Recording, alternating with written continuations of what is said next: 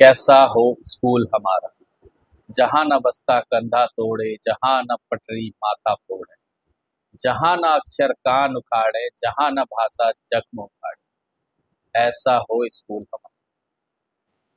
नए नए बने उत्तराखंड राज्य में स्कूल कैसा हो, इस पर गिरीश चंद्र तिवारी और गिरदा ने ये लाइनें लिखी। प्रसिद्ध जन कवि गिरदा की आज पुण्यतिथि। एक घुमक्कड़, यायावर, चिंतक, कवि, लेखक और भी न जाने क्या क्या थे गिरदा।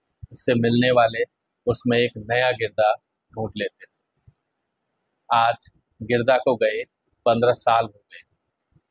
22 अगस्त 2010 में गिरदा इस दुनिया को छोड़कर चला गया, लेकिन उसकी आवाज, लेखनी, किस्से आज भी उन्हें चाहने वाले और उन्हें पढ़ने वालों के बीच बहुत पसंद। अभावों में भी कैसे जिए, कैसे खुश रहे, ये कोई गिरदा की जीवनी से सीख सकता है। हॉलबाग के पास कोसी नदी के करीब ज्योली गांव में माता श्रीमती जीवंती तिवारी और पिता हंसादत्त तिवारी के घर 10 सितंबर 1945 को उनका जन्म हुआ। 5 भाई बहनों में सबसे छोटे थे गिरदा। ज्योली गांव में उनकी गिनती आवारा और नालायक लड़कों में होती, और शायद यही उनकी प्राथमिक पाठशाला भी थी। अपने जीवन के आखिरी दिनों तक गिरदा खुद को कहा करता था ज्योली का नालायक। गांव समाज के रीति रिवाजों, सामाजिक भेदभाव, इन सभी कुरीतियों के खिलाफ गिरदा ने बचपन में ही जंग छेड़ी। उसे ढोल बजाना पसंद था, उसे हुड़का बजाना पसंद था, और ये बजाने वाले लोग उसे बहुत अच्छे लगते थे। अब जैसा उत्तराखंडी समाज में है आज भी कि एक ऊंच नीच का जो भेदभाव है, उसे गिरदा ने नहीं माना। नतीजा, गांव वाले लोग कहा करते थे कि यार ये सब बिगाड़ डाला, ये सब भ्रष्ट कर डाला, मतलब इसने सब बिगाड़ दिया है, सब भ्रष्ट कर दिया। लेकिन गिरदा कहाँ किसी की परवाह करता था। वो बस अपनी दुनिया में लगा रहता, अपनी दुनिया में रमा रहता। उसकी प्रारंभिक शिक्षा हुई थी हॉलबाग से, और हाई स्कूल की पढ़ाई करने के लिए वो चला आया अल्मोड़ा। अब अल्मोड़ा नया शहर, अकेला बच्चा, तो आवारगी जो है अपनी परवान चली। स्कूल में पढ़ाई में मन नहीं लगा, बस घूमने फिरने में बहुत मन लगा। अपनी स्कूली पढ़ाई से थोड़ा बच बचाकर स्कूल बंक मारकर अपने साथियों के साथ घूमा करता, फिरा करता, और भी काम किया करता, और इन सब काम में अव्वल था। गीत संगीत बहुत अच्छा लगता था, तो गीत संगीत में रमने वाला हाई स्कूल पास करने के बाद क्या करता, वापस चला गया अपने गांव ज्योली, छोटे मोटे काम करने लगा, और इस बीच प्राइवेट के फॉर्म भरे और इंटर पास भी कर लिया।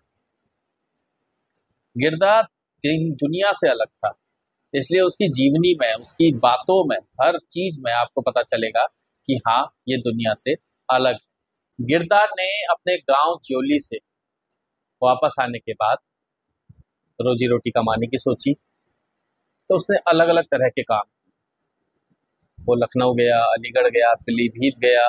सबसे पहले वो पूरनपुर गया, वहां जाके रिक्शा चलाया, पीडब्ल्यूडी में काम किया, तिहाड़ी की नौकरी भी की, और रिक्शा चलाया। नौटंकी देखकर वो बिल्कुल मस्त रह जाता। शाम शाम को उस जमाने में नौटंकियां हुआ करती थी, जिन्हें देखने के लिए वो चले जाया करता। इस बीच में शेर व शायरी का शौक लगा, तो फुटपाथ से उर्दू शायरी की किताबें खरीद लाया, लोगों के साथ पढ़ी, जिनको आती थी उनसे पूछा उर्दू कैसे पढ़ी जाती है, और पढ़ा। उसका पहला काव्य संग्रह जो आया वो सन 1969 में आया, शिखरों के स्वर के नाम से, और कहा जाता है कि यह कुमाऊनी का पहला काव्य संग्रह था। इस बीच गिरदा की मुलाकात हुई थी ब्रजेन लाल साहजी से, जो अपने जमाने में लोक संगीत और साहित्य के मर्मज्ञ थे। उनको गिरधा काफ़ी पसंद आए, गिरधा से वो काफ़ी प्रभावित हुए और ब्रजेंद्र लाल साहा ने गिरधा की जो नौकरी है वो लगा दी भारत सरकार के गीत और नाट्य विभाग। नौकरी में पहले हुड़का और हारमोनियम बजाया करते थे, बाद में स्क्रिप्ट लेखन, फिर निर्देशन। नौकरी के दौरान ही उनकी आकाशवाणी से कविताएं, गीत, नाटक और बातचीत काफ़ी प्रसारित होने लगी। विशेषकर जो है लखनऊ के आकाशवाणी से उनके कार्यक्रम आने लगे। नैनीताल में सरकारी नौकरी करते हुए विभिन्न अवसरों पर गिरधा का परिचय उस दौर के सामाजिक सरोकारों में सक्रिय युवाओं से होता रहता था। एक सरकारी नौकरी में होते हुए भी वो सामाजिक आंदोलनों में बराबर सक्रिय रहते थे। उनकी सशक्त भागीदारी की शुरुआत वनों की नीलामी के खिलाफ नैनीताल में हुए प्रदर्शन से। 1977 का ये प्रदर्शन बहुत बड़ा था। इस जन प्रदर्शन में गिरधा ने गौरी दत्त पांडे गौरदा की लिखी वृक्षण को विलाप कविता को नए तेवर और तीखे शब्दों के साथ रचकर गाया। इस प्रदर्शन में हुड़का लिए गिरधा ने एक कविता गाई,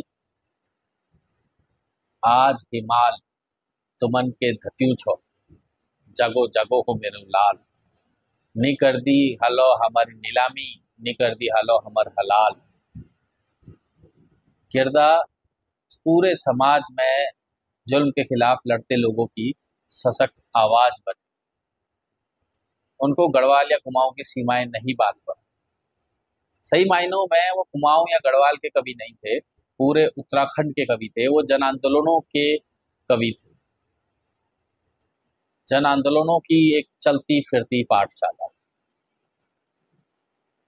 उनका अपना व्यक्तित्व बहुआयामी था। आप उनसे बहुत सारी चीजें एक साथ सीख सकते हो। अभी तो हम उनकी जीवनी इतने बड़ी पूरी जीवनी नहीं बता रहे, बस उन खास खास पलों को आपके साथ साझा करने की कोशिश कर रहे हैं जो हमें गूगल में उपलब्ध हो पाई। क्योंकि गिरधा के बारे में इतनी ज़्यादा चीज़ें हैं कि हम एक पूरा बड़ा कभी भविष्य में उस पर डॉक्यूमेंट्री बनाएंगे या कुछ काम करेंगे। फिलहाल लिखी कुछ कविताएं हम आपके साथ साझा कर रहे हैं। गिरधा की कविता है, अजी वाह क्या बात तुम्हारी, तुम तो पानी के व्यापारी, खेल तुम्हारा तुम ही खिलाड़ी, बिछी हुई ये बिसात तुम्हारी, सारा पानी चूस रहे हो, नदी समंदर लूट रहे हो, उफ, तुम्हारी ये खुदगर्जी चलेगी कब तक ये मनमर्जी, जिस दिन डोलेगी ये धरती सर से निकलेगी सब मस्ती, महल चवारे बह जाएंगे, खाली रौखड़ रह जाएंगे, बूंद बूंद को तरसोगे जब, बोल व्यापारी तब क्या होगा, वर्ल्ड बैंक के टोकनदारी तब क्या होगा। इसी तरह गिरधा की एक और कविता है, सोया बच्चा गाए लोरी, पहरेदार कर रहे हैं चोरी, जुर्म कर रहे न्याय निवारण, न्याय चढ़े है फांसी पानी, बीच मीन पियास। कविता उनकी ज्यादातर वैसे कुमाऊनी में होती थी, लेकिन ये हिंदी कविताएं हम आपके लाए हैं। खामुखा की ना सुनाओ तो कोई बात करे, बात मुद्दों की उठाओ तो कोई बात करे, क्यों लड़ी थी वो लड़ाई बताओ हम सबने, इन सवालों पे भी आओ तो कोई बात करे। इसके अलावा, गोलियां कोई निशाना साध कर दागी थी क्या, खुद निशाने पर आ पड़ी, आंख हो पड़ी तो क्या कर। आज गिरधा की पुण्यतिथि है। गिरधा की पुण्यतिथि पर हम सबकी तरफ से, की तरफ से उन्हें नमन। वक्त लगता है